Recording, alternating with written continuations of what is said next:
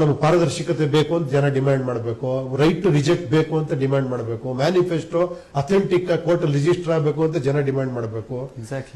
ಯಾರೋ ಒಬ್ಬನ್ ತಂದು ರಾಜನ್ ಮಾಡೋದಲ್ಲ ಪ್ರಜಾಪ್ರಭುತ್ವ. ಎಲ್ಲರನ್ನೂ ರಾಜರ ನೋಡ್ಕೊಂಡು ನೀವು ಕೆಲಸ ಮಾಡಬೇಕು, ಸೇವೆ ಮಾಡಬೇಕು, ಅದು ಪ್ರಜಾಪ್ರಭುತ್ವ. ರೈಟ್ ಟು ರಿಜೆಕ್ಟ್ ತನ್ನಿ, SOP ತನ್ನಿ, ಅಟ್ಲೀಸ್ಟ್ ಹಿಂಗೆ ಕೆಲಸ ಮಾಡಬೇಕು ಅಂತ ಅಭ್ಯರ್ಥಿಗಳಿಗೆ ಹೇಳಿ. ಅದು ಮಾಡ್ಲಿಲ್ವಾ, ಕೆಳಗೆ ಇಳಿಸೋ ಒಂದು ಸಿಸ್ಟಮ್ ಬರಲಿ. ಇಲ್ಲಿ ಜನಗಳೇ ಹೈಕಮಾಂಡ್. ಅದು ಹೆಂಗೆ ಅಂದ್ರೆ ನೋಡಪ್ಪ, ಇಲ್ಲೊಂದು ಇಷ್ಟ ಪಾಯಿಂಟ್ಸ್ ಹಾಕಿದೀವಿ, ಈ ಪಾಯಿಂಟ್ಸ್ ಅಲ್ಲೇ ಇಲ್ಲಿ ಅಭ್ಯರ್ಥಿನ ಸೆಲೆಕ್ಟ್ ಮಾಡೋದು ಕೂಡ ಜನಗಳೇ. ಯಾಕಂದ್ರೆ ನೀವು ಇಲ್ಲಿ ಸೀಟ್ ಸಿಗಬೇಕು, ನಿಮ್ಗೊಂದು ಇಲ್ಲಿಂದ ನೀವು ಎಲೆಕ್ಷನ್ ನಿಂತ್ಕೊಬೇಕು ಅಂದ್ರೆ ಜನಗಳ ಹತ್ರ ಹೋಗಿ ವೋಟರ್ ರೆಕಮೆಂಡೇಶನ್ ಲೆಟರ್ ತೋರಿಸಿ ಅವ್ರಿಗೆ ಈ ತರ ಕೆಲಸ ಮಾಡ್ತೀನಿ ಅಂತ ಕನ್ವಿನ್ಸ್ ಮಾಡಿ ಅವ್ರ ಹತ್ರ ತಗೊಂಡು ಬನ್ನಿ.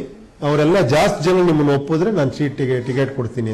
ಈ ಬರೀ ವಿಚಾರ ಇರಬೇಕಿಲ್ಲ. ಒಬ್ಬ ವ್ಯಕ್ತಿ ಬಂದ್ರೆ ಉಳ್ಕೊಳ್ಳುತ್ತೆ, ಅಲ್ಲಿ ಪ್ರಾಬ್ಲಮ್ ಬರುತ್ತೆ. ವಿಚಾರ ಇಡೋಣ, ನೋಡೋಣ. ಆ ವಿಚಾರ ತಗೊಂಡ್ರೆ ಅದ್ಭುತ ಆಗುತ್ತೆ. ಅಟ್ಲೀಸ್ಟ್ ನಾನು ವೋಟರ್ ನಾನು ಇದಕ್ಕೆ ಹಾಕ್ತೀನಪ್ಪ ಈ ಸಿದ್ಧಾಂತಕ್ಕೆ, ಅಟ್ಲೀಸ್ಟ್ ಅಷ್ಟಕ್ಕಾರ ಮಾಡೋಣ. ಓಕೆ, ನಿಮಗ್ ಬೇಕು ಅಂದ್ರೆ ನೋಡಿ, ಒಂದ್ ಕಡೆ ಈ ಕಡೆ ತಿರುಗಿ ನೋಡಿ. ಪ್ರಜೆಗಳಿಂದ ಪ್ರಜಾಕೀಯ, ಪ್ರಜೆಗಳಿಗಾಗಿ ಪ್ರಜಾಕೀಯ, ಪ್ರಜೆಗಳಿಗೋಸ್ಕರ ಪ್ರಜಾಕೀಯ, ಮಟ್ಟ ಹಾಕಲು ರಾಜಕೀಯ. ನಮ್ಮಿಂದ ನಮಗ